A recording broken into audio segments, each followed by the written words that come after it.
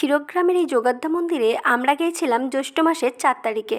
মায়ের কাছে এসে পুজো দিয়ে স্নান জল নিয়ে আমরা এখান থেকে গোটা মন্দির চত্বরটা দেখতে শুরু করলাম। আমরা এখানে সপরিবারেই গিয়েছিলাম, মা বাবা সবাইকে নিয়ে। তবে দেখুন মন্দির চত্বরটা কতটা বড়। আর একটা মজার বিষয় হলো, এই মন্দিরটার পেছনেই, মা জগদ্দা মন্দিরের পেছনেই রয়েছে কৃষ্ণ মন্দির। এখানে ভগবান কৃষ্ণও রয়েছে। বেশ ভালো লাগছিল।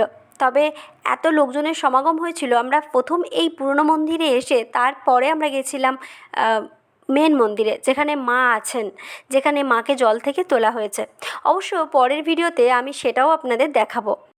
মন্দিরটা ঘুরতে ঘুরতে এবার আমরা এসে হাজির হয়ে গেলাম কৃষ্ণ মন্দিরের কাছে। এসে দেখলাম অনেক ভক্তই আর চালাতে বসে আছে। তারা বসে বসে কৃষ্ণ নাম করছে আর ভগবানকে স্মরণ করছে, যা দেখে বেশ ভালোই লাগলো। অবশ্য যা প্রচণ্ড গরম ছিল, সেই গরমে অনেকে পাখার হাওয়াতে জিরিয়েও নিচ্ছে, এটাও বলা রাখে।